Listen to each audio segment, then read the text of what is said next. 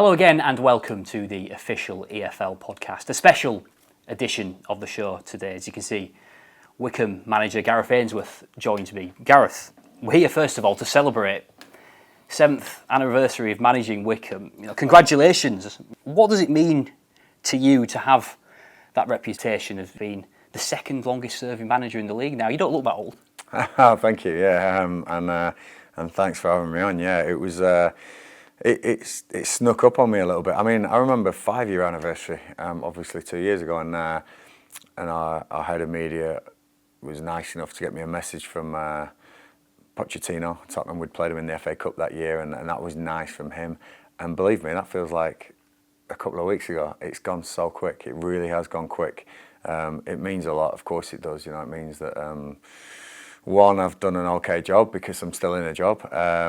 In the early days, I've always admitted that probably the club might not have been able to sack me because we had no cash, we had nothing really, and I was sort of learning the job as well. So that was lucky, and I think that was sometimes you've got to be fortunate. But I'm hoping the last sort of definitely 5 seasons we've gone from a steady curve upwards, and I've sort of justified my staying in the role.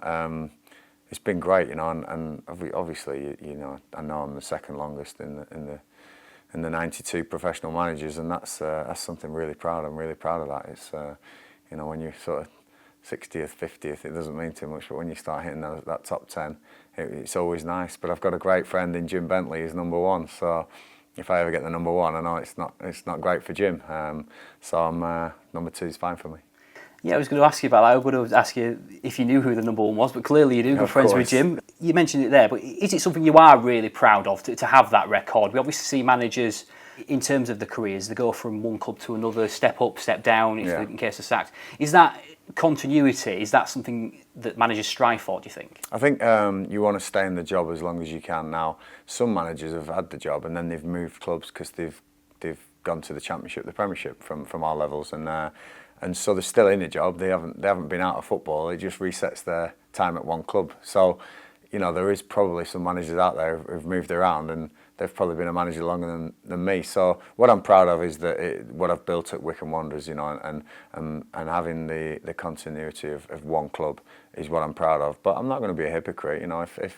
If the Premier League, by the grace of God, came for a young English manager, which doesn't very often happen. I don't think it's happened for a long time. Of course, I'd want to move on, and I think everyone will give me their blessing here to go, yeah, go, and that would reset my clock.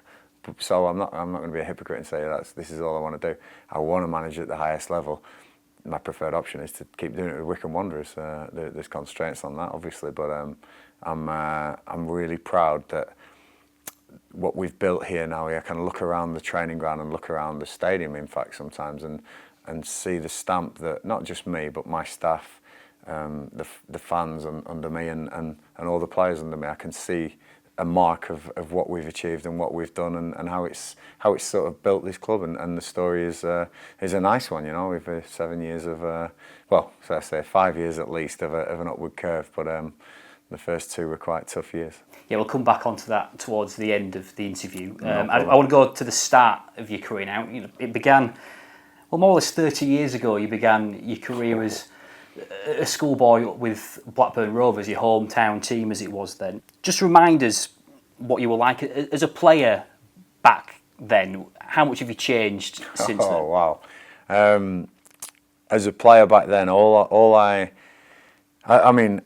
was brought up in Blackburn, and a hard-working family. Dad had a lot of jobs to keep the family, I hardly ever seen him, and I think that instilled the work ethic in me that I've always had, and I think that's a good thing. I went back to Blackburn recently, and people say, you were tough on the pitch, and sometimes I realise why I was, because Blackburn's not an easy place to grow up. Sometimes, you got to be quite streetwise. You've got to be, it's a northern working class town, and it's definitely a million miles from the silver spoon stuff that some people experience.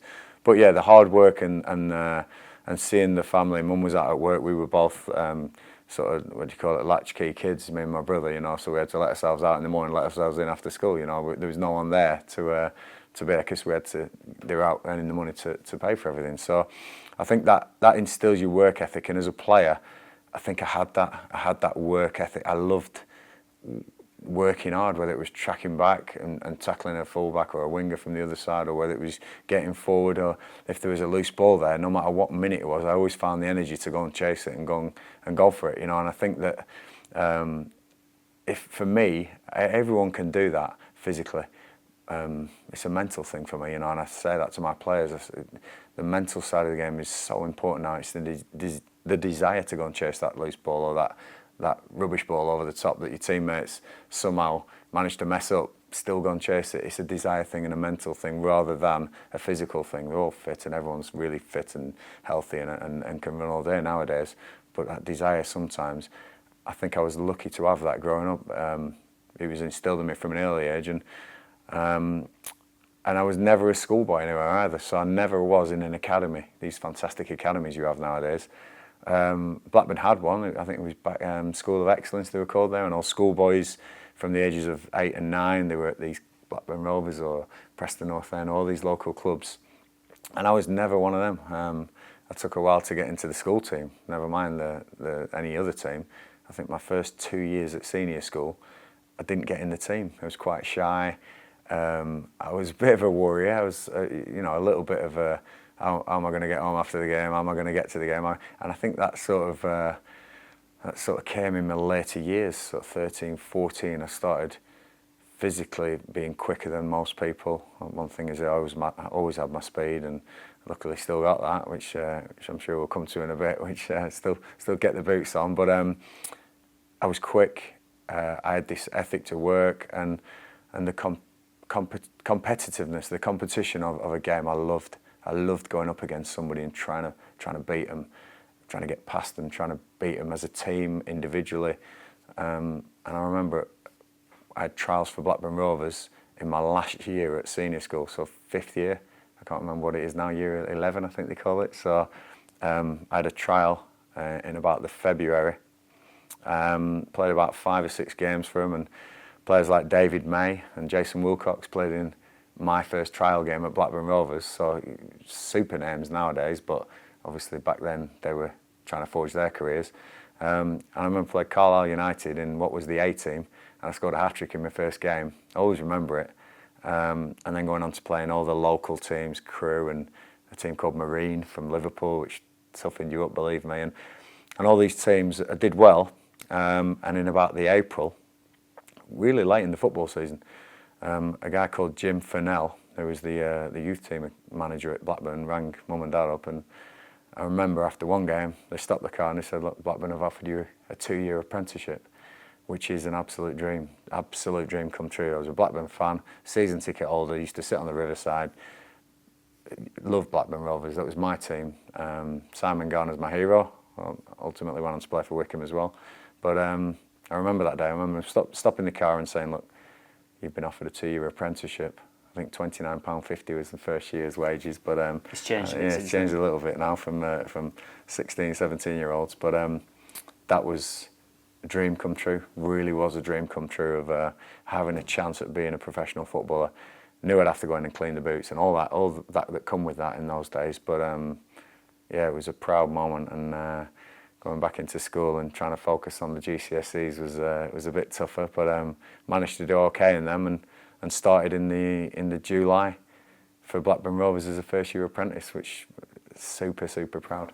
Yeah, I can tell by your face now you're looking back and you can remember those days. But how difficult was it on the flip side when they did let you go? Hometown team, that must have been tough to take. Yeah, Don Mackay was the manager there, and we did 2 years as an apprentice. You clean the boots and everything. You meet all these Frank Stapleton, Colin Hendry, all these household names. So an amazing experience. But on my 18th birthday as well, it was on May the 10th. I am. So that coincides with a lot of talks at a lot of football clubs of, "Are we keeping you or are we releasing you?" And it's no exaggeration. Right on my 18th birthday, it was brutal to hear, and I'm not big enough to admit I cried. I did cry that day. I held it together at the club, held it together coming out of the office, and you had that feeling, in the stomach where you're going to cry, but you have to hold it together in front of your mates, trying to be a bit cool.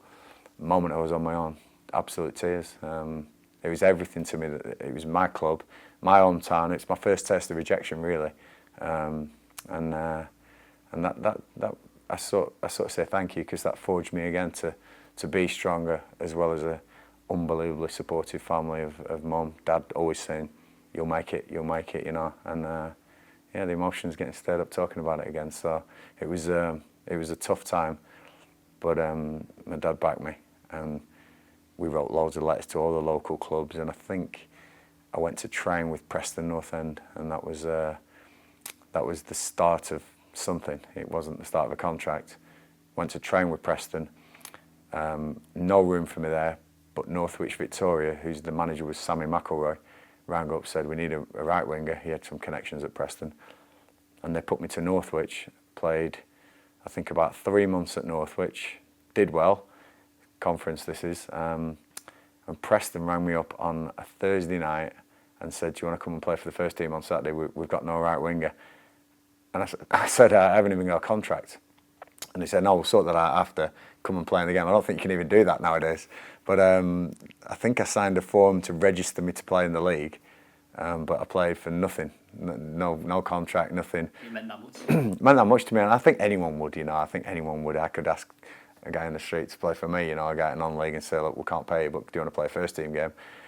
Maybe the agents nowadays would go, whoa, you're not playing unless you get something, and that's probably killed a bit of fairy tale. But I had no agent, I had nothing, I had no football experience, but I played at Gay Meadow away on a Saturday at Shrewsbury, and we lost 2-1, but on the Monday, I think the headlines in the paper were, I'd done well, give him a contract. So they gave me a 6-month contract from January to May, and that was the start of my professional football career. Really proud then. I mean, I played professional football in front of crowds on the plastic pitch at Deepdale. So first club was Preston officially, and can't thank them enough for what they did. Yeah, living the dream then. Absolutely. But how much did it, looking back now, to play, you know, men's professional football in those early days as a teenager, how beneficial was that for you in the long run, looking back at your career now? Yeah, playing at that age, I think I was 18, coming up 19, and I was playing men's football. I played against some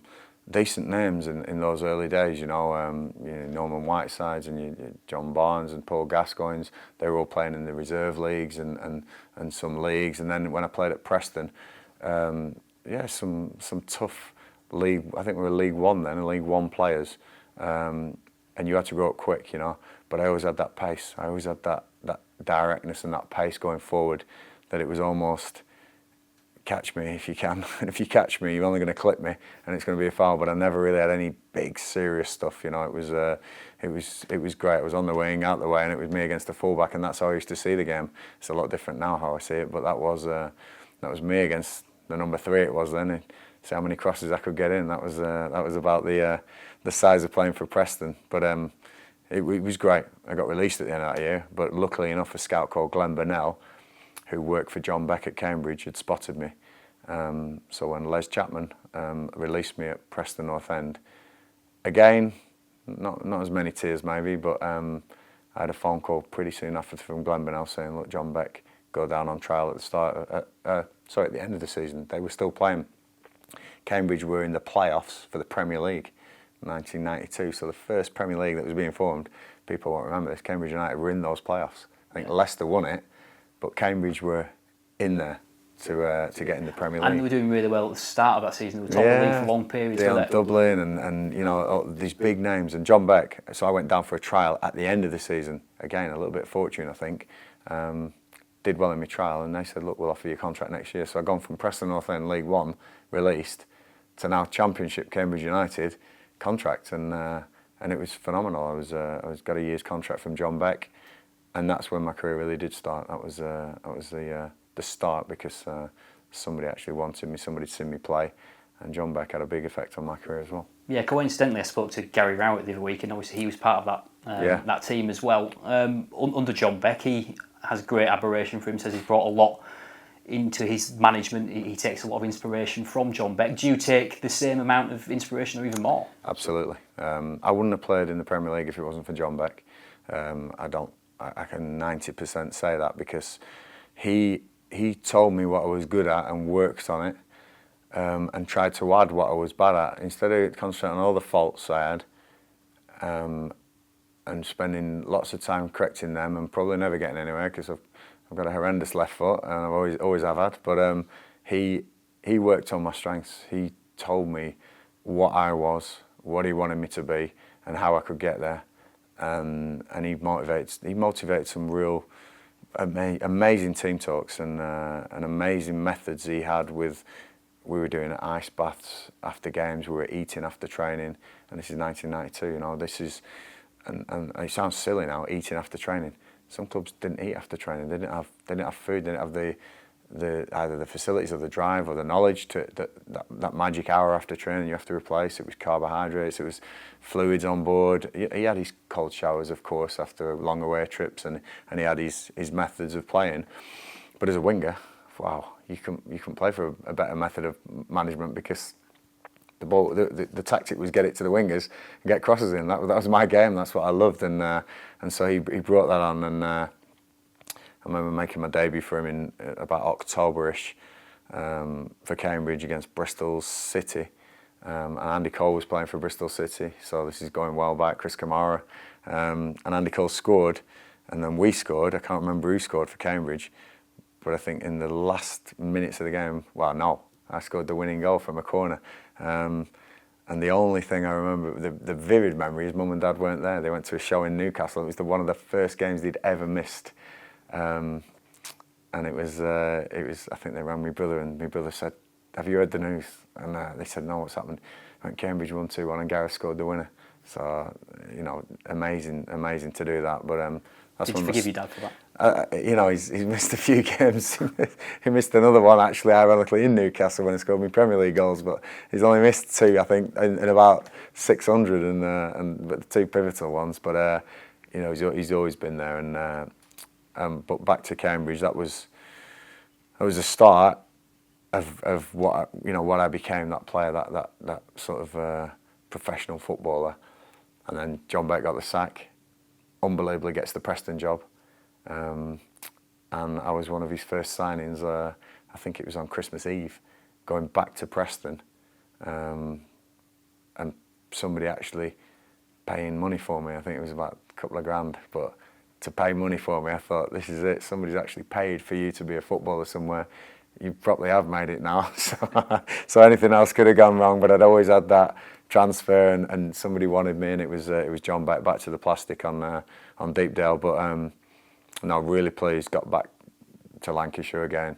Being a young lad, it was great to be back home, and played a good few years at Preston then, and really enjoyed it. You know, played some great games. I got to Wembley in our second season in the playoff final, ironically against Wycombe.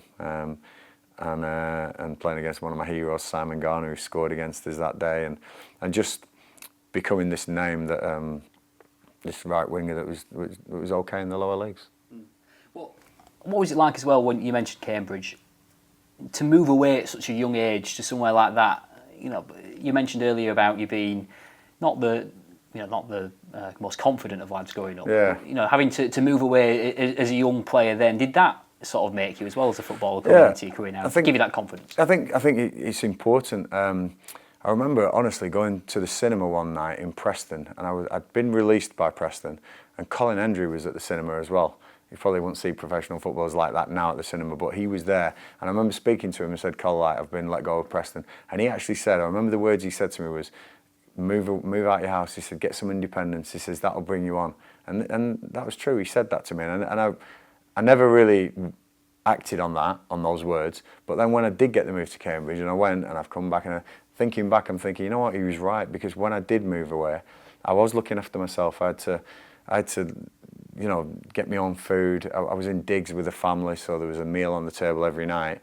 But I had to make sure it was the right stuff. I had to, you know, look after my own car, you know, my own clothes, and it's big, you know, moving out of a house, you know, when your mum has done majority of stuff for you, and I think everyone can relate to this. It's big, and I think standing on your own 2 feet unconsciously affects up here, and you've got to mature, you've got to get there. And I'm not going to lie, I still talk to my parents nearly every day, and you know, my dad still plays a big part in my life. Talk to him at least 4 or 5 times a week. You know, I think we're still very close, and I've got a son. I'm hoping one day that carries on. But But it was tough. Yeah, it was tough. It's 3.5 hours away, Cambridge. It's not like an hour away. You can just make the trip. It was quite away, and with John Beck as your manager, he made it pretty tough as well. You know, we worked hard. We were shouted at. We were screamed at, motivated, but it did mature me as a person, definitely. And I think going back to Preston, it was a different Gareth Ainsworth than left Preston previously. And did that help you on your move to Lincoln, which followed then, having that experience of living away, obviously somewhere that's quite a bit far old away? hat then. No, again, yeah, a move. Becky again, you know, he got the Lincoln job, so he left for Preston North End, and his assistant took over, and I sort of fell out of the team a little bit. And John, I remember he took Glenn again with him. Glenn gave me a call and said, you know, John fancies you again. Do you want to come? And I said, yeah, I'd love to come. I want to play football again. Now, Lincoln City were rock bottom of League Two at that time. John Beck had just taken over and taken Stevie Holmes and Barry Richardson, two of the players who'd been at Preston with me and who I'm still friends with today. But that was my first decision of, they're bottom of League Two here, you know, I'm going from a club here, but I wasn't playing at Preston. But again, you know, you go, bottom of League Two. But I think when you're young like that, 22, 23, I think I was, you don't fear anything. You have no fears. You just go to play football. And once the boys were there, I went into Lincoln for talks with my dad, who did all my talks with me. And John sold the place to me and said, look, you're going to be playing. You know, this place is crying out for you, and look at this, what we've got, this town. It's a beautiful city, you know. It's in the middle of nowhere. There's not many motorways near there. Believe me, that was a hard place to get to. But I made it home. Bought my first house there, and yeah, made Lincoln my home for 2 years, and loved my time there. Fans were great, people were great, and I think it showed on the pitch. It was probably the most productive 2 years of my career. Yeah, did you believe that's when your career did really take off? I think you won the league player of the year in your position whilst playing. Yeah, I got in team of the year, which they do at the end of the year, which all your peers vote for, which again is a great thing for any footballer to have. And player of the season a couple of times the 2 years I was there, and I think top goal scorer as well. I'm starting the Golden Boot to Graham Jones, I think it was, who was at Wigan, banging him in that season. So all seemed to click, and the team spirit we had there was just phenomenal. You know, we had a real good team spirit because of John. I'm glad I was young and single, because I think I could have been old and married with kids trying to keep up with that team spirit. It was pretty crazy. It was, and you know, I played for some good team spirits with QPR and Wimbledon and that. But Lincoln City, those years, they can rival that. They were pretty crazy guys, but we partied hard together, but we played together on that pitch. We were a family, and I think the fans took us all to their hearts, and you know, we stayed up quite comfortably. Nearly made the playoffs the next year, and then the next year I'd left. I got my move to Port Vale, and that team got promoted. And but John had been sacked, I think, middle of that season before they got promoted. But really, it was his team, that spirit, that got him up, and so yeah, it was a shame to see him go. But again, I can't thank him enough for my journey back into the Championship with Port Vale. Yeah, and you mentioned there the move to Port Vale. Again, paid money for you, so quite big money at the time for the division that we're in. And you excelled there. What was that move like for you, you know, going back-to-back clubs where you were relatively successful? Yeah, I loved Port Vale again. You know, John Rudge was there, so probably John Rudge took me at a time when it was perfect. He was quite opposite to John Beck. He was very calm, calculated. He'd been in charge about 18 years at Port Vale then. He'd been a very long-serving manager. And to this day we speak, you know, still he's highly regarded. I only had a year there, but again, he got the best out of me. You know, he got the best. I think Becky told me what I was, knew how to get the best out of me, and then John just took it to the Championship level where it's different. Of course, there's better players, bigger pitches, some fantastic games. You know, look at the Championship nowadays, and wow, it's a heck of a league. You know, and back then, Port Vale being in the Championship was very proud. You know, they had some great seasons. I think one season Stoke and Man City went down, and we stayed up, which says, you know, the stature of the club at that time. You know, it was very, very good place to be. And like I say, it was only a year, but I learnt a lot. I think I learnt then more about football, not about me. John Beck was about me and how I was and the best to get out of me. I think I started looking then slightly at systems and how we play, but still I was this very sort of give me the ball and I'll get past the fullback player. But I had some good games at Port Vale and some memorable occasions, Arsenal in the FA Cup and some real good times. So but then moved to what was my dream, and that was to try and make the Premier League. It'd been quite a quick rise after Lincoln, but to get a move to the Premier League was just everything I'd ever dreamed of. Yeah, but one of the most difficult times of your career, I'm guessing, was that tackle on Dane Whitehouse against Sheffield United for Port Vale at the time. Of course, ended his career. How difficult was that for you, having known that afterwards and the sort of fallout from it? Yeah, it wasn't nice. It was obviously I don't regret things, but if I had that tackle again, I'd probably pull out of it because you don't want to end anyone's career. It was I'm a young lad, he's a young lad. We're both fighting and scrapping, and you see plenty of them in the game now. Some tackles I think I've touched the ball but gone over the ball and hit him, and it was the aftermath then. The knowledge that I think his cruciate had gone, and back in those days they were more difficult to fix than now, and him not playing again, just like I said, never ever mean any harm to anyone, never have done, but obviously took some rap for that because he was a promising young player at Sheffield United, and still take plenty of stick now, but I just wished it hadn't ended his career. It was a ball there to be won and full-blooded challenge, but no way was there any malice ever, and that's probably why I can hold my head up, but still, you never want anyone to finish playing because of an injury.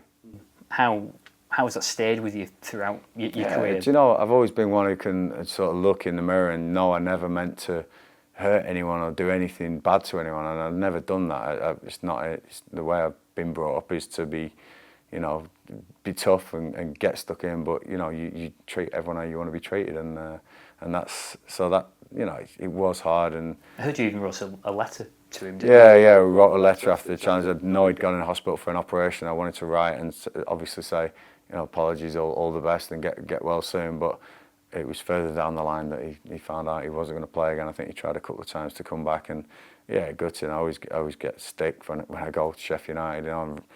I know it's football, but again, it's something that, like I said, I don't regret's a strong word, but if you could have a time machine sometimes and go back, I'm sure everyone's got two things they've got.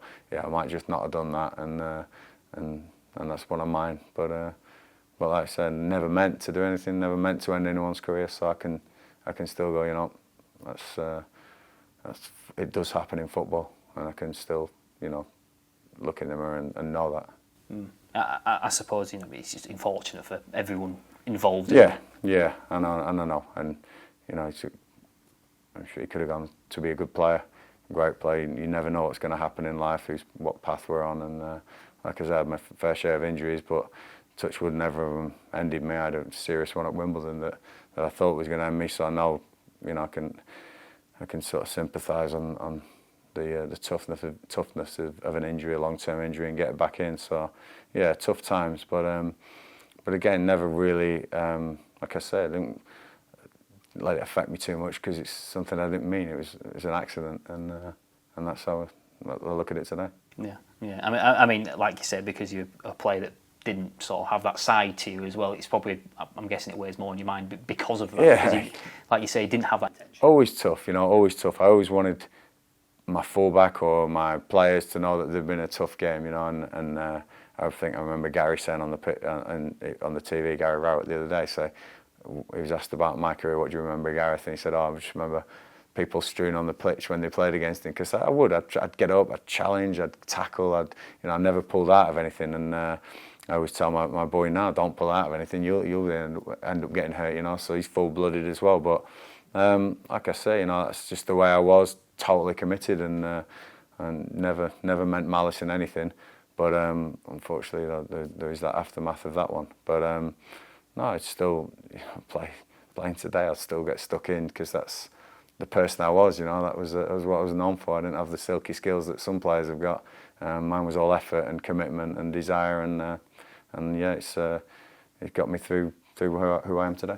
Yeah. Again, we'll get back to the playing days, which are still going on a bit later in the interview. Let's bring it back to a more positive side of things. There, you talked about your move to Wimbledon, earning that dream Premier League move at the time. When did you know that there was interest? And I've read in other places where you could have potentially moved elsewhere as well. Was it just Wimbledon who was interested? What was the situation? No, there was a few clubs. I think Tottenham and Leeds were both very interested as well. Obviously, two huge clubs as well. I know Joe Kinnear had been to the games to watch me a few times. I know George Graham had been to the games as well. So it was. I don't think they were just rumours. You hear rumours all the time. But I think when you actually see people there, walking around the place, and everyone was talking about where I was moving, not if I was moving. It was where I was moving. So you sort of get an indication, and it was sort of late 90s now. So agents were quite prevalent in the game. I think even Fulham with Kevin Keegan had a slight interest, and he was England manager, and people were saying, well, if you go there, you never know what will happen. So it was exciting times. But and again, because I was so young, this is mid-20s, it's not wasn't distracting. The fear of, is this the right move? It's just, I just want to get there. I don't care who it's with. I don't know exactly what happened, but I think Wimbledon were the only ones who would bid what they bid, and I think Port Vale took the highest bid, and that was the only team I was allowed to go and speak to. So I remember driving down the motorway to London from Blackburn. I just actually bought a house in Newcastle under Lyme near Stoke, so I was living there. But Dad came down, we got in the car at Newcastle and both drove down to London for talks with Wimbledon, because that's the club I think that had gone the furthest with the bid to acquire my services. And going down to London from a lad from Blackburn, it was quite an eye opener. I'd been down for school trips and maybe I think one holiday once, but driving down and meeting Joe Kinnear, Sam Haman, the owner at the time, and David Barnard, who is still a close friend today, was really interesting, pretty mind blowing as well. It was when we were driving down the A40 past Madame Tussauds and Baker Street and all this, and they were pointing them all out, and I'm thinking, oh, this is a big place. So, but we had the talks, and great to agree terms. Wanted to play in the Premier League. It was all I've ever wanted to do, especially when I started kicking on a little bit. And ironically, the first game was against Blackburn, which I missed. I signed on the day, or the day before maybe, that Wimbledon were playing Blackburn at Selhurst Park, and sitting in the stands watching that game. Can't even remember the score. I just remember meeting all the boys afterwards, and that was me then. And it's crazy as a footballer, you're in your house one day on the Friday. I go down to Wimbledon, sign on the Saturday. I think I went home for the Sunday, got a few bits, and I'm in a hotel then for 3 months in Cobham, just off the A3 there. And I'm a Wimbledon player, and you just leave like that, and that's how football is. You do just leave, and you don't know when you're going to get home next. They'll give you an odd day off here and there, but you're committed then to that club, that new club, and yeah, obviously Premier League. It's not like it is now, and now is, wow, it's a superstar sort of celebrity thing now, and was getting there then. But to play in some of those games and to play in that league was fantastic, and I'm really proud to have done it. Yeah, and you mentioned it being crazy. Obviously, it's the end of the Crazy Gang era, of course. Just tell us about your initiation when you went to the club. Yeah, I think on the day, one of my first days when I was there, I was training, and we trained on this Richardson Evans down on the A3 there, and there's a little pavilion there where we all got changed and everything. And during this session, towards the end of the session, I think Robbie Earle and Efan Akoka, I think it was, both pulled up with injuries. I think Marcus Gale then pulled up with an injury, and I'm thinking, oh, fire, we're not going to have a team for Saturday here. They've all pulled up and they've all gone in the pavilion. And little did I know that was all planned. They'd all gone in the pavilion to set my clothes on fire. So next thing I know is the clothes I'd been warning in for training were hanging out the window in flames, and all my trainers had been cut up, and just, you know, I had to go home with my kit that day and made sure I didn't wear anything of not that I had anything decent, but not too decent for the next few days until the next person signed. But it was that was me. That was them saying, look, you're in now, mate. We're going to do this to you, and you've got to join this group, or, you know, I think if you kicked off against it, they'd have had you, and they would never let it go. But I sort of accepted it. Said, you know what, I can give as good as I get, so just watch your backs, and it was in there. Experience at Lincoln probably helped. Experience at Lincoln, yeah. I'm surprised a few things didn't go on at Lincoln. We didn't have as much money at Lincoln, so we couldn't start burning each other's clothes. But it was a good initiation. You know, it was all a laugh. It was all done in jest and lightheartedness, and it was almost like, you know, don't think you've made it yet. Don't be too big time here. I was the record signer at the time for Wimbledon, which was again a proud moment. Although John Hartson signed about 3 weeks later and blew my record out of the water, but he got the same treatment. So it was nice to see. But they were great bunch, real good bunch of guys, you know. And to move into that Premier League, you know, you don't know what to expect. But it was a good club to join. It was at the time. It was on the up.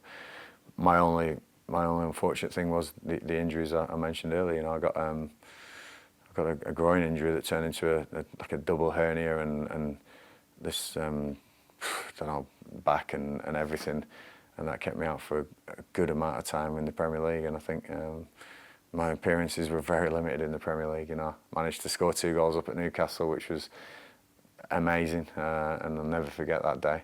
And played some important days, Chelsea's and Arsenal's, and, you know, Man United's coming to home and things like that. But I always feel like I never really put my stamp as much as I wanted to on the Premier League, and it's not a regret. I say I don't regret, but it's I wish that injury hadn't come at the time it did, because I hadn't missed a game for about 5 years before then. And, you know, I was a constant in the teams, but no, the injury really did put my Wimbledon career on the back burner. Yeah. Like at the peak of your career probably then as well. Yeah, you know, I felt like I could conquer the world. I felt like there's any fullback I could take on. You know, I remember playing against some real good fullbacks, Winter Burns and Lasors and that, and getting past them. Not every time. Obviously, it was a good battle, but it wasn't like I was totally out of my depth. You know, I remember, you know, getting good crosses in, scoring goals. You know, and training, feeling like I was part of it, and feeling like, yeah, I can handle this level. It's where I was. I was always quick. I felt quicker than ever. I felt like I could really make this impact. And you know, there was all the talk about the national sides and things like that, and the B team watching me, and it was great. But yeah, the injury really did put a stop on things, and that was tough. That was a real tough time. You know, being in the treatment room for a whole year. You know, one Christmas you're in there, and then the next Christmas you're still in there with the same injury. Just couldn't shake this groin thing off, and you know, some things happen for a reason, and we had a player here 2-3 years ago now, Scott Cashcott. I brought him in from Leyton Orient. Great little player, fantastic kid. He had exactly the same thing, and he was out for probably a whole season. So somewhere there may be a wicked irony that I had to go through it to help him get through it, you know. And he's flying now for us, but I know exactly what he's been through because I was there, and it's the tough time, you know, tough time to keep focused. And I honestly did think my career was over. I thought I'd never play again. I had some serious dark moments, but you know, there was no talk of the mental side of things that you hear about so much today. I had some moments where I thought that was it. And what am I going to do now? You know, and I would have been fine. I'd gone back and work anywhere. I'll work anywhere. If anything happens, I'll go and find somewhere and graft. But I thought that might be the career over. 26, 27 years old. But they actually, the physio, I think a new physio came in. A guy called John Clinkard, who was working at Oxford, I think, at the time, and Steve Allen was there. And they got me right, those two. They sort of worked really hard on me. And it was all this pelvis and rotational things that you're probably diagnosing in a couple of weeks this nowadays and fix, you know. But then it was a real tough time for me. You mentioned it there in terms of how it's dealt with now, the mental side of the game as well. How, when you're coming back from an injury like that, how much does it affect you mentally, your mental state, knowing, like you said, you thought your career was over? Yeah. I'm guessing you saw a lot of dark places in your head at the time, knowing the fact that, you know, what you've worked for your whole life could soon be about to end. Yeah, but do you know what? I've always felt lucky. I've always felt privileged to be where I was. So my take on it probably would be more, all right, you got to 26 playing football, 27 playing football, and how many people get to do that? How many people get to play in the Premier League, you know? So my look would be like that, rather than this has all been taken away from me. It was tough when I was coming back and it was breaking down and it was the same injury again. That was tough going, I thought that was right and it's gone again. That was the tough moments, and thinking, all that work I've done in that treatment room and it's broke down again.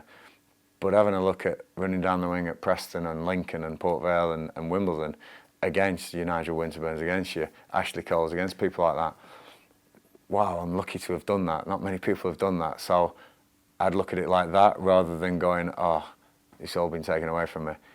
Because it hasn't, you know. I'm so lucky and I've still got plenty to going on, you know. So that's... Does that sort of come down to your upbringing again? I think so, you know. I've always been that way. I've always been...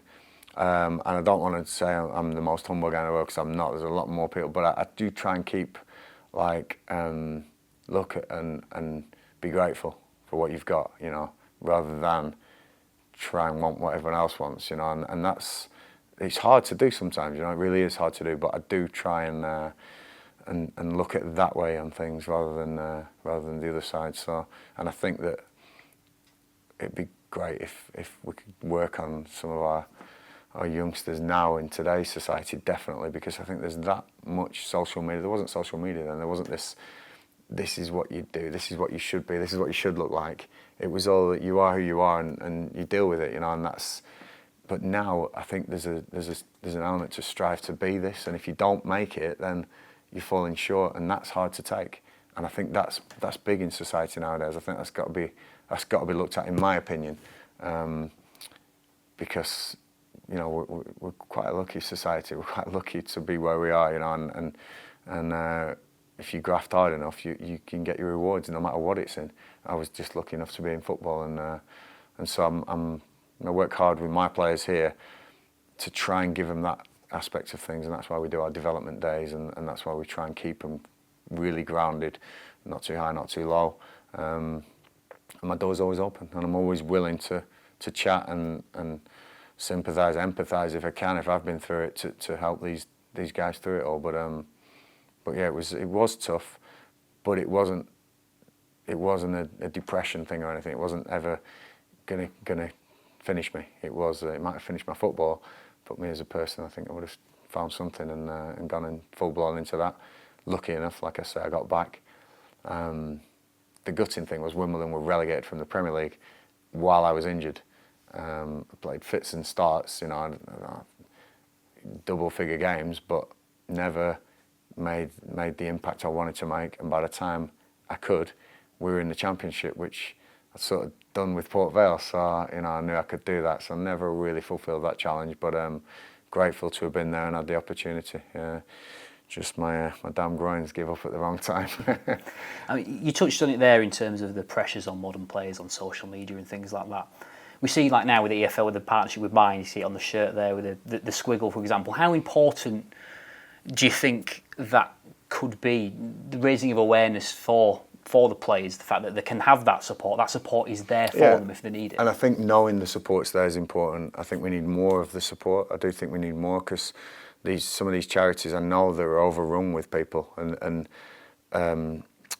putting some more money into these charities, into this mental health, giving some of these youngsters exit strategies that deal with the rejection or some of these players, they've been in football and they've been seriously immersed in football since 7 and 8 years old, and they get to 16 and they're told they're not good enough. Wow, that must be tough. That must be really tough, you know. Not for them. Parents have been saying, yeah, you're going to make it, and they don't. You know, that it's got to be some better exit strategies for these youngsters. I believe. Now I'm just a voice as a manager, and we haven't even got an academy. But I see it with my son, you know, when he's been playing his football and growing up, and he's not in an academy. But I've seen parents push their kids to academies, driving here, there, and everywhere, and some academies even charging the parents for their kids to be there. And I'm thinking, this isn't right. You know, and I'm not naming any academies. There's all sorts of academies, not just professional, non-professional, all these promises. And it's tough, you know, it really is tough, because there's so much competition out nowadays. So much competition. It was so much easier to make it when I was a kid than it is now. Just hope that we can see and work on these strategies for these young people who've had everything done for them, to when they do come across challenges, to be able to overcome them. And we've done some great work with some real good sports psychologists here, and so there is some good people out there. But it's just like you say, getting that word out there, that Mind are out there, and not just Mind, but a host of charities to help people through, because of course it is. It's out there now. You know, we're more aware of it, and it's a big thing. And there was depression in my day, of course there was, but it just wasn't recognised, and people didn't come out with it as much. They dealt with it in different ways. I think brilliant that people can come out and say it now, but they're dealing with it now. Let's try and raise that. And I'm saying that I don't know how to do it, but I'm sure there'll be some money involved somewhere that we can help with. Of course. Focusing back on your career now, though, you mentioned your time at Wimbledon, being injured during that season of relegation. You had obviously moved on after that. You had that short spell at Cardiff, was it? And then you moved back to London with QPR. 2 goals on your debut. You know, you made yourself at home quite quick there, didn't you? Yeah, I loved it. You know, QPR is probably the club I'm most known for playing for now. It's my biggest spell there.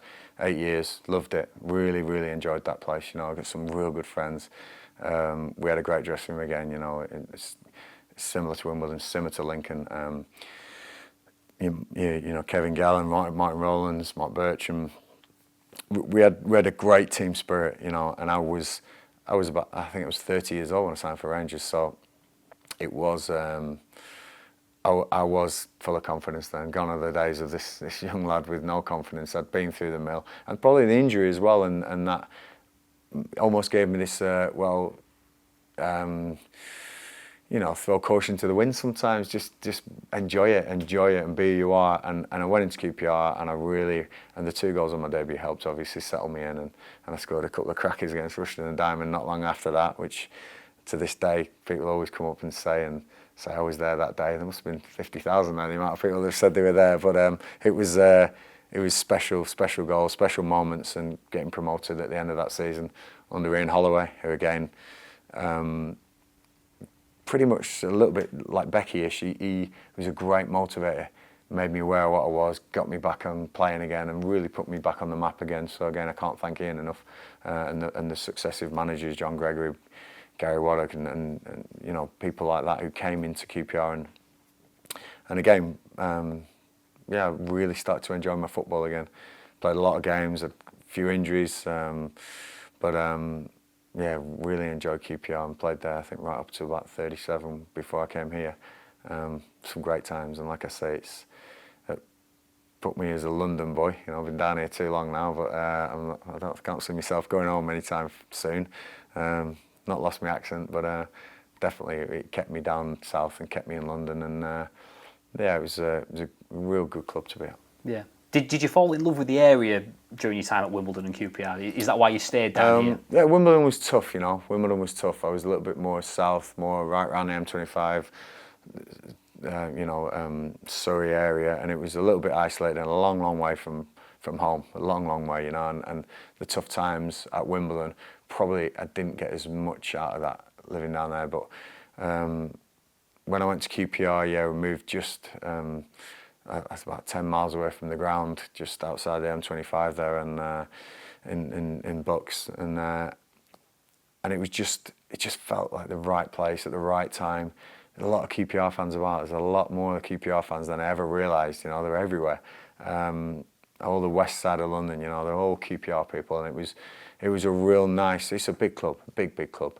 Even though they one of the smaller London clubs, it's a big club. I loved playing for QPR, and the support I still get today from Rangers fans is special. So that really felt like the right place at the right time.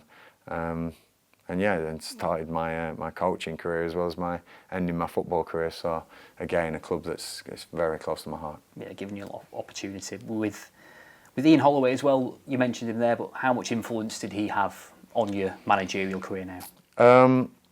Yeah, looking back, I probably, when I first went to QPR, I had no ambitions of being a manager and no ambitions of being a coach. I was still that guy who got the ball and right, I'll beat my left back and get a crossing for you. People would come in at half time and talk about the game, and this guy's rolling in here or they're overloading here, and I'd be like, I'm not seeing that. So as a player, being totally honest, I didn't really focus on too many on about what the opposition did, how we could break them down. It was just a case of, I'm a winger, I still what I do and know what I'm good at, and give me the ball, I'll try and get past people, I'll come into the back stick and head it back across or try and score a goal. And I'll help you out in defence, my work rate will be there for you. And then I think towards the end of my career at QPR, rather than the start of the career, I think looking back now, I take things from Ian. His energy, the way he was with us as well. He was a real energetic person and got us motivated through his leadership energy. He was great at that. He was so good, such a bubbly character. But the tactics for me probably came a little bit later when I started talking to sort of, John Gregory came in, Paulo Sousa came in, and Ian Dowie, and a guy called Luigi Di Canio. And around those times, I was out the team and I was older, and I probably thought to myself, you better start looking at something else here. And although still no ambition to be a manager, started looking at the game a bit differently. Bit older, and I think people mature at different rates, and mine was quite a late one for coaching and understanding the game, and I still don't understand the game, believe me, as much as some, but I think we're learning all the time, and again, I think that's a strength, admitting that I've still got plenty to learn.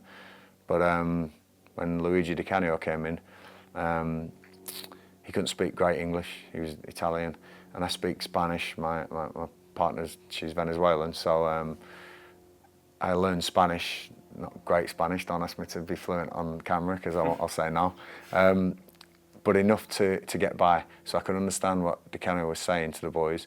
I'd translate it sometimes when his translator wasn't there, and then at the end of the season he left, but he said to me, the boys respect you and you know what you're talking about, and they're doing what you ask, take your coaching badges. So really he probably, we'll never get to see this video, but he was probably the one who's got me into that. And then Ian Dowie came in, and I got reserve team manager's job, just real fledgling things. But then ended up getting the caretaker job twice as well, because Flavio Briatore was in charge, and he wasn't as loyal as Wycombe have been with me, believe me. So he chopped and changed a lot, and I got the manager's job twice as caretaker. Really wasn't ready at all, and I admit that now. But it gave me a taste of being in charge, and yeah, we had some good games. I went Man United was one of them, which was a crazy game, but and only losing 1-0 and having a drink with Alex Ferguson afterwards, I made the decision then to go down the coaching route, do the badges, and pursue what I got today. But yeah, it's quite late in the career to decide to want to do that, but I'm glad I did. You mentioned Flavio there.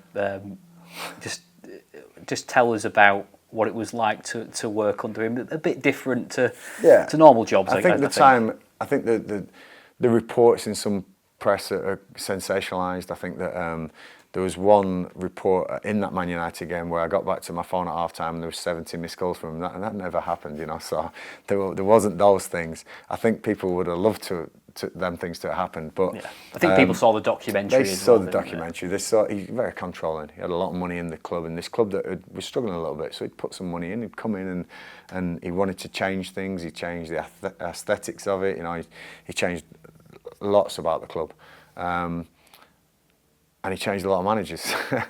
So I had to pick the piece that I was the oldest pro. I'd have been changed probably if I wasn't on a player's contract, but he wasn't allowed to sack me. So it was a bit chaotic, but he never came in and picked the team. he'd push me towards some players, saying, "Look, you know, we've paid a lot of money for this guy, and he's come across for me. You know, I want to see him playing." And as a caretaker manager, you think, you know what, I'll pick the other 10 around him and try and do some formation. But there was no, I'll pick the 11 and you just go and take it. It wasn't like that. It was. He was quite controlling, but he had a lot of other things on in his life, the motor racing, and you know, there was all sorts going on at the time. But it was a bit chaotic, if I'm honest. You know, a very passionate man. Yeah, very passionate man. You know, and it, you know, never. We had some interesting phone calls, believe me, but I keep them to myself. It was he was very passionate, put it that way. But really did set me up to think, it can't be harder than this. It's anywhere else, it was quite difficult. But again, it gave me the opportunity. I can't thank people enough for that. I was a caretaker manager in some big games in the Championship, and I was probably then looked at as being a potential coach for the future. And I knew I still had more playing to do, but I was on the badges sort of track then. I took my B licence, took my A licence, and started down that track of coaching.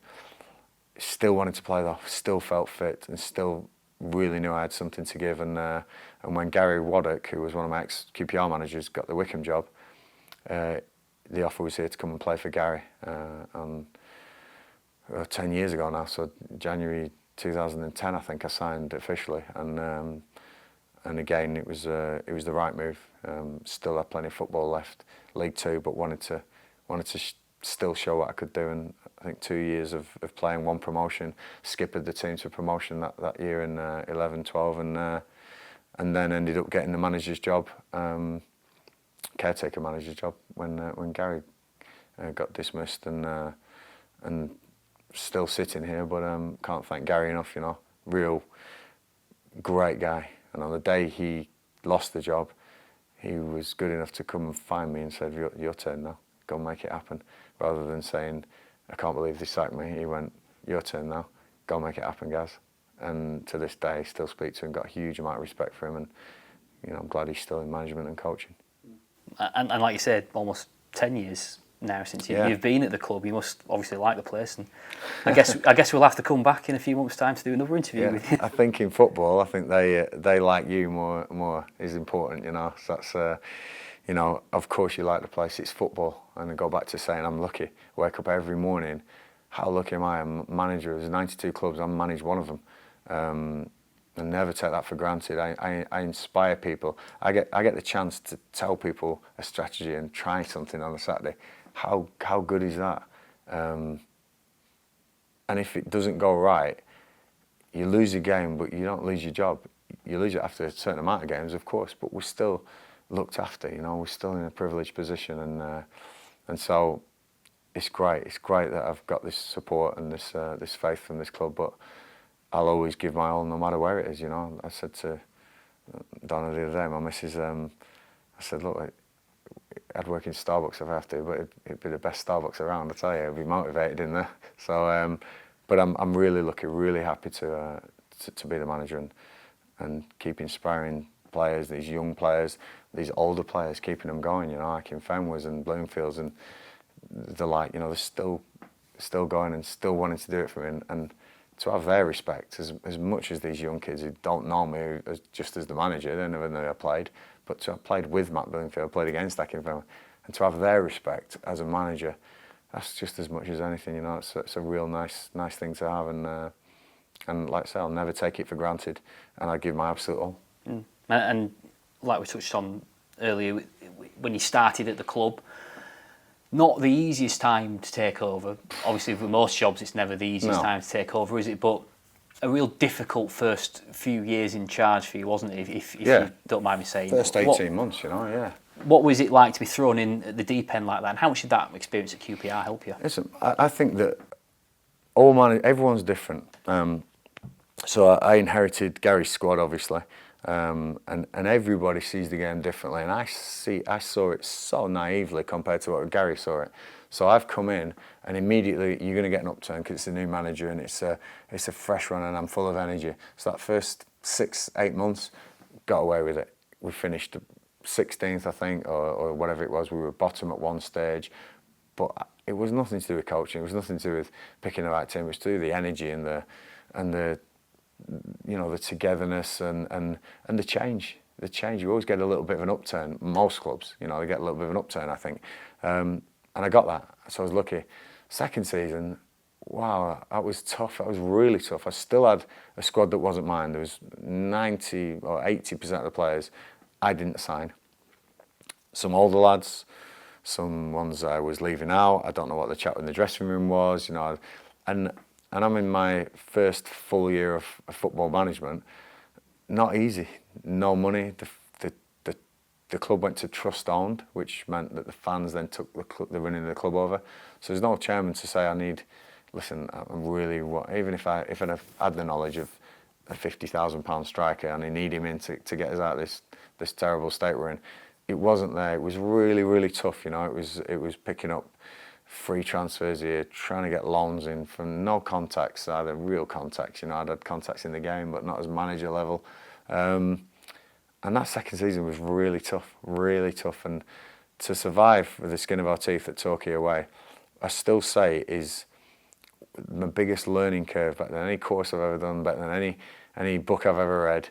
That season, that last 3 months of that season, that shaped me and toughened me up as a manager, made me make some proper decisions that a manager should make, rather than being this player that was energetic, that could get past people, that was always smiling, bubbly, captain. But you couldn't do that in management. You have to change. And I needed the authority, I needed the respect, I needed the more knowledge. And all those things were my doing, nobody else's.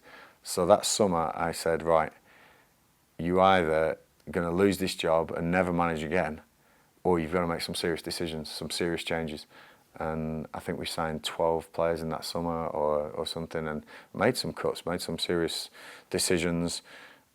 Almost had nothing to lose because we'd almost gone down. That helped. We'd almost gone down. Everyone thought, that's it, they're going down next year, definitely. The trust on, they're not going. Did I get lucky on some signings? Maybe. Joe Jacobson, Cedar, John Barty, they'd been released by clubs. They'd come and they were fantastic. Paul Hayes, awesome players. Alfie Mawson, we got on loan from Brentford. Didn't know much about him really. What a player, And I'd seen him play. Thought, he looks okay.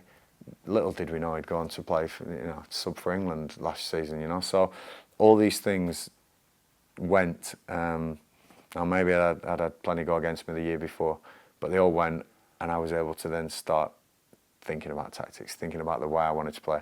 How do I want to be known as a manager? I've always had the energy and the passion and and my teams will work hard, but I needed a bit more, and I had to come up with a bit more. And tactically, we tried a couple of systems. I started working on training tactically exactly what I wanted to see, rather than just putting the best team I thought together with a great spirit, go out there.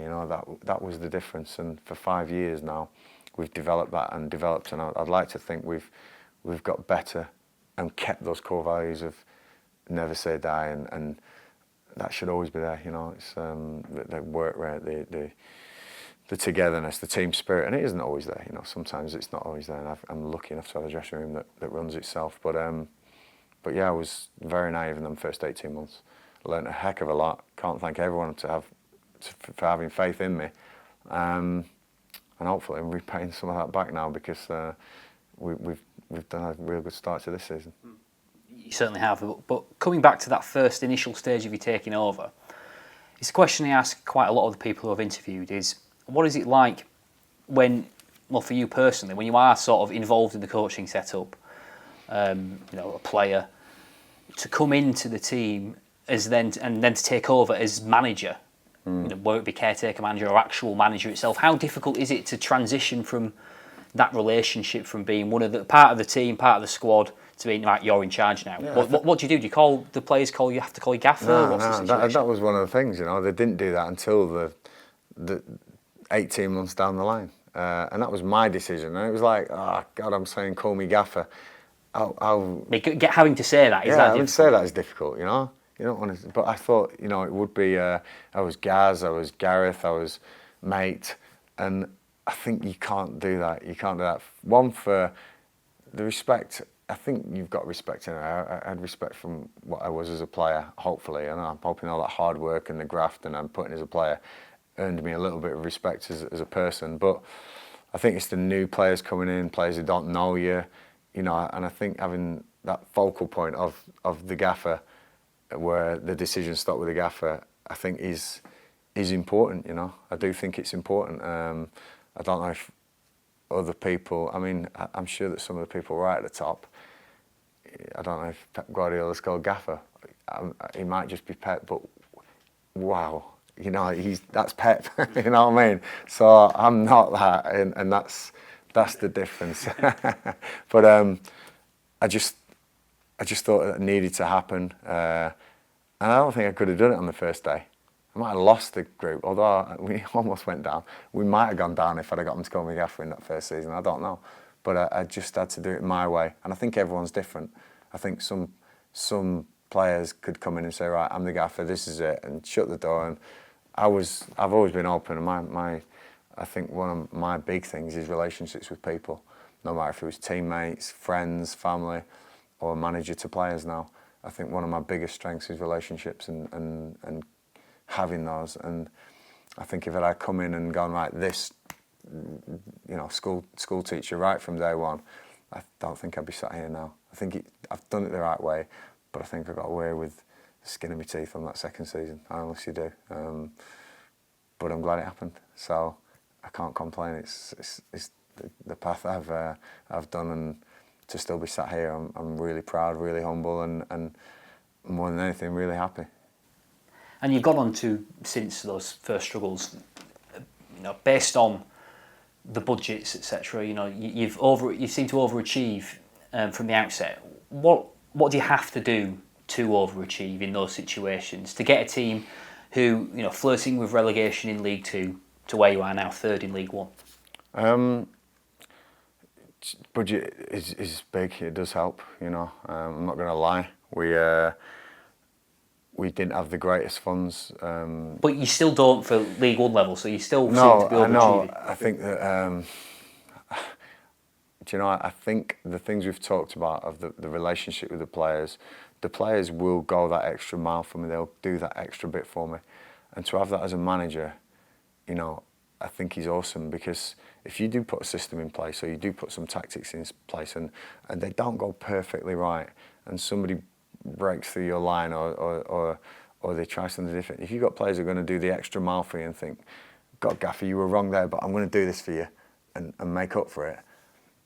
And they never say that. They don't say, but they just do it. I think that's the difference. I think that the group we have, and I'm hoping that every manager will probably say, yeah, they go that extra mile, but these lot really, they do. It's the culture in that dressing room is phenomenal. It really is.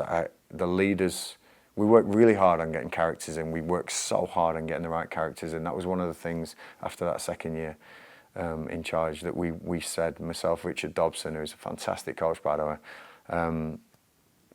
we work really hard. We bring as many people as we can. We watch as many videos as we can, go and watch them live as we can. If anyone chucks their arms up in the air, or anyone doesn't chase a bad pass, or anyone has an argument with a teammate, it's a red flag for us, and no matter how good they are.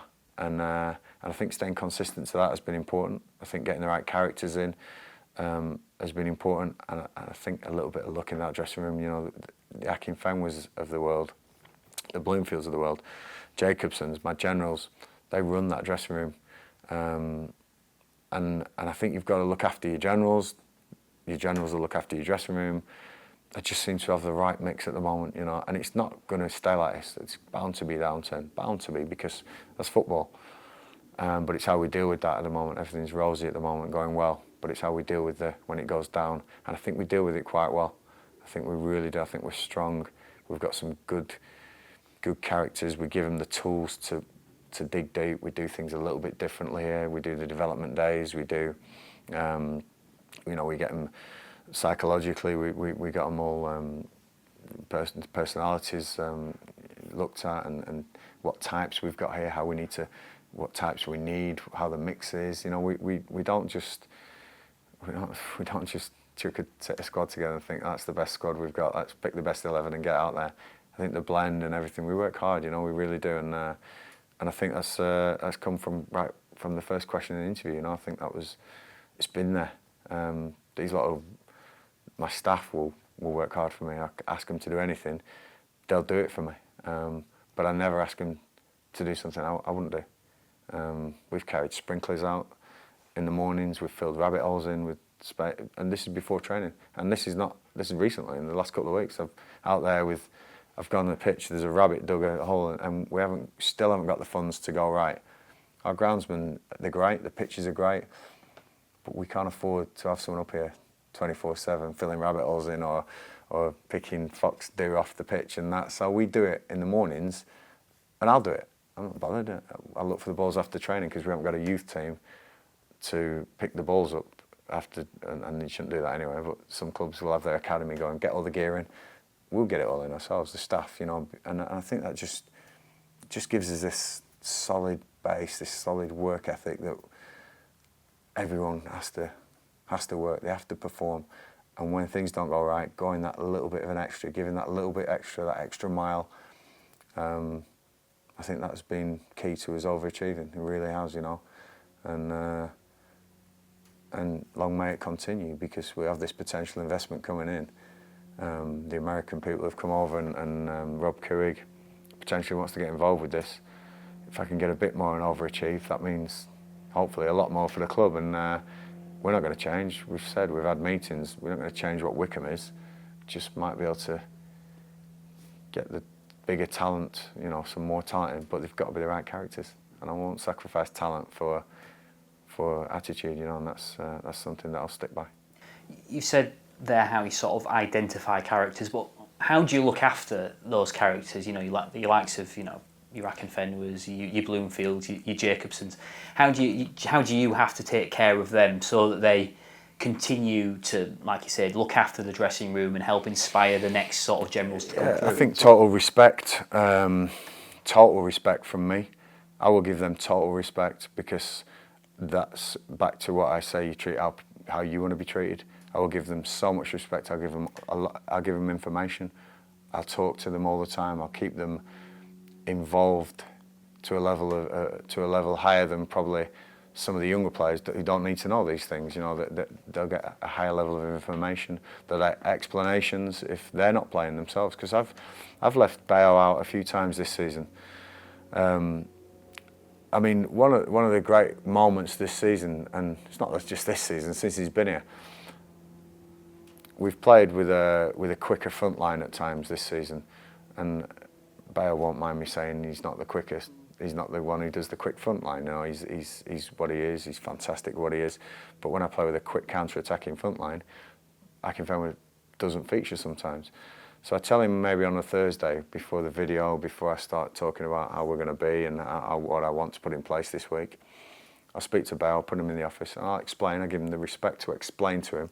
And he might say, I disagree, but I'm behind you, Gaffer. I think I should play. I'm in a good place. I say, yeah, that's great, but this is what I want to try, because this is what I feel will win the game. So this is on a Thursday. So then on a Thursday, we'll go out and do the shape. He'll be coming up to me saying, which player do you want me to be in the opposition? Because they haven't got anyone up front like me. Do you want me to be this midfielder, and I'll try and do what he does? So he's now saying, I want to give the starting 11 the best chance of winning on Saturday. And then on the Friday, when I name the team, Akinfenwa knows he's not in the team, and he'll have a look around to see whose head goes down, and he'll get him and he'll walk around the pitch and tell him how keep their heads up. And he's not playing. Akinfenwa's not playing himself, but he's there picking the other boys up. And I'm thinking, that's special, you know. That is really special. Is it something I would have done? Possibly, you know. But to have that strength from one of your peers is so much stronger than from the manager saying. So these are little examples of the culture we have here, led by, and Matt Bloomfield would do the same. And I really mean that.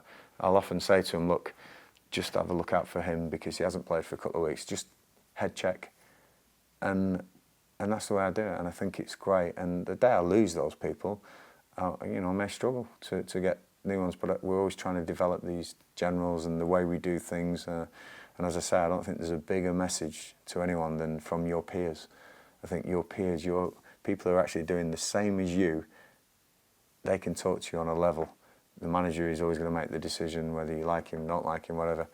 And we have regular head checks here. We have regular meetings with our generals, making sure that our squad checks good. And I'm hoping all teams do it, and I'm sure they do. But we pride ourselves on that. I suppose what's helped you is having that time to develop those people and to understand how important they are to the dressing room. Is that something you've benefited from, you think? I think they know how important they are. You know, it's a great statement, because they are on and off the pitch. And as footballers, you always think you're important on the pitch. I don't think too many think they're important off the pitch, but believe me, they are. You know, as a manager now, maybe I look back at my career and think, I could have even done better. I could have even done better off the pitch for people, for managers. Maybe I should have. But I was never one to go banging on the doors about not playing or anything. I never really did that.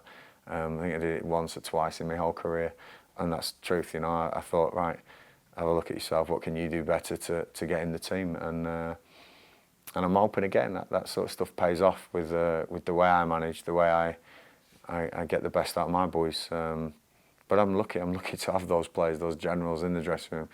But they know they're important, and I think you know, he's 37 now, Bale, but he's still as effective as ever. And Matt Bloomfield's having the season of his life, you know.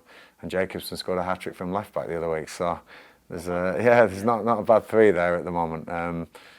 But they are very important to me, and they deserve as much credit as anyone for what we're doing here. How much? It's a weird sort of question in a way, but how important do you think it is that you spend so much time though committed to the job? We see you today, you know, coming in. No one else is really here. You're coming in on effectively what you've given the players a day off. You know, working hour after hour at this club. How important is it to spend that time focusing on things, especially in your situation? How important is it that you lead from the top and sort of like let that information filter down, if you know what I mean? Do you know, I'd have the day off if I thought it was relevant for me and my family. I'd take it. You know, if the work-life balance thing is very, very important to me. My family's so important to me. My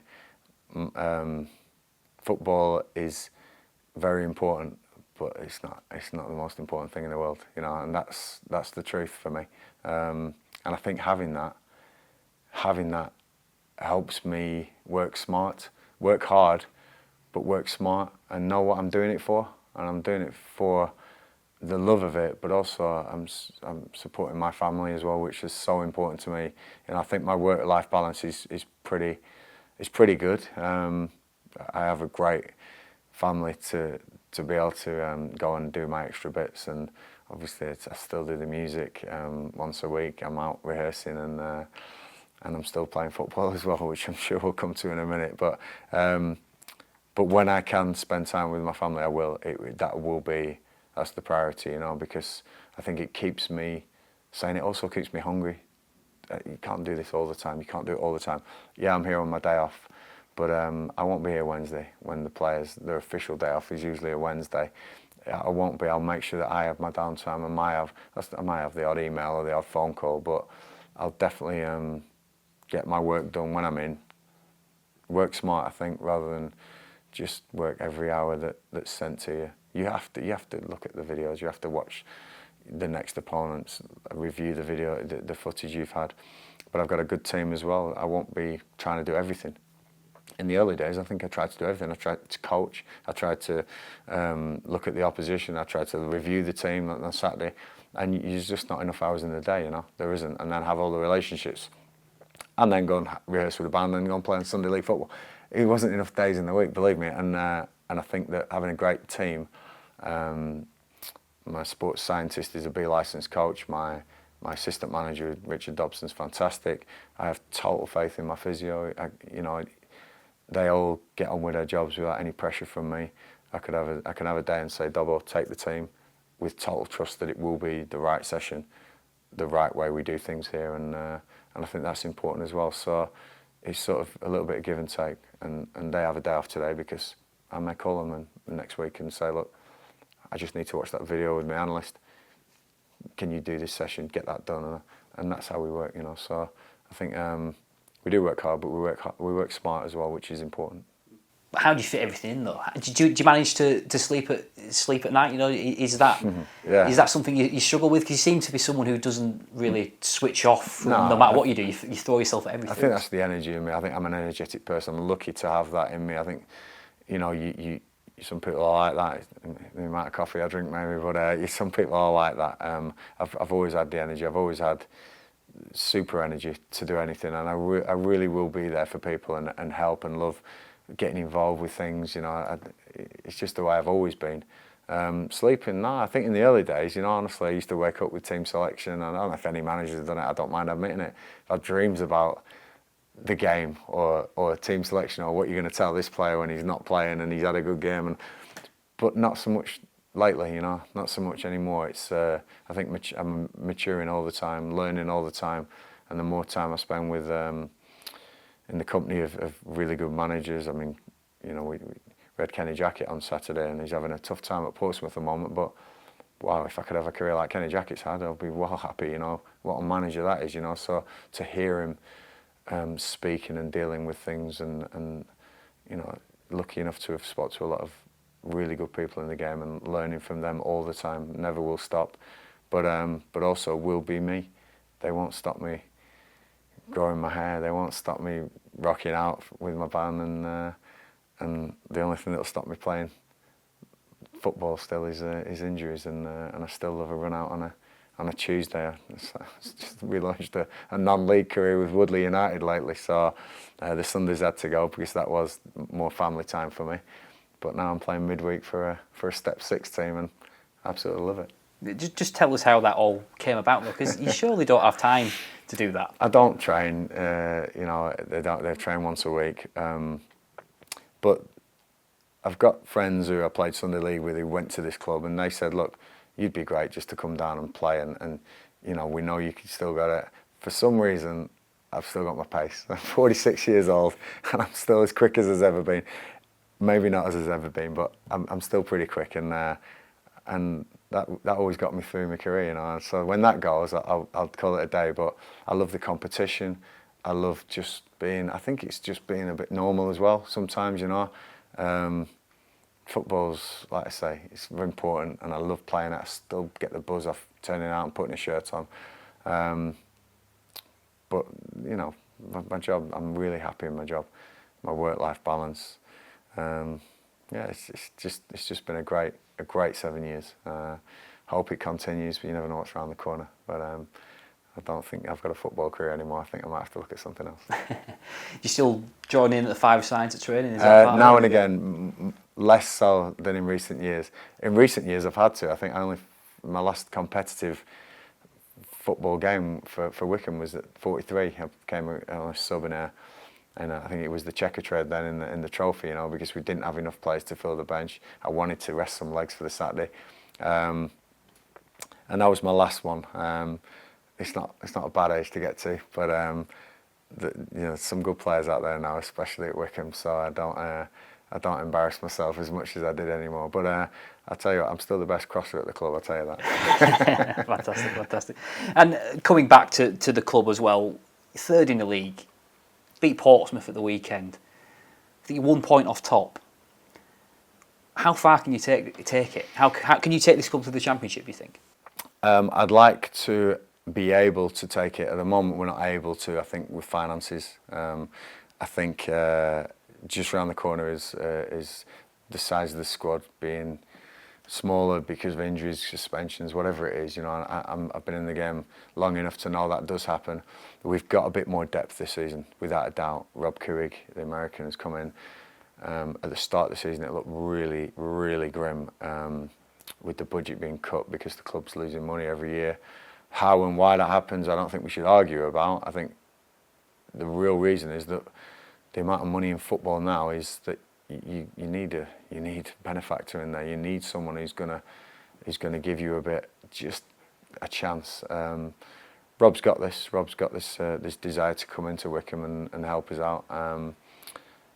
And we have a vote coming up to try and get him into the club, and I think owning the club to invest some money. I think it'd be super exciting if that happens, and that would give us the ability to have a look at the next level. But at the moment, I think there's a ceiling, and it's finances. And we look at Bury and Bolton and what's happened there in recent years, you know, and recent months. And I know there's different situations, and I'm not qualified enough to look at the accounts and work out exactly what's happened. But I'll tell you now that I'll be able to name the top 4 teams in the Premier League this year, and they'll be probably the ones with the most money and the biggest ability to pay the top players. And I'm sure Sunderland and Portsmouth and Ipswich won't be far off the top of our league either. And again, the bigger clubs tend to be at the top end. Even though Portsmouth have had a sticky start, I'm sure they'll be up there. Yeah, money talks in football, unfortunately, because I'm as purist as anyone, and I'd love the fairy tales. And I was that lad who, you know, never had a schoolboy, just went into it and got up there. So fairy tales are important to me, but I think that fairy tales do happen. We've seen Leicester City win the Premier League. I was going to say the Leicester one now. I think it's a good few years since that. People don't realise that it's still quite strong in the memory, but it must be what four seasons ago now. So it's gone like that, and you know the other teams are dominating. In my opinion, it's the way it is, and for this club to have a chance of that next level, I think we're going to need someone to come in and help out in the finance department. But it's been great.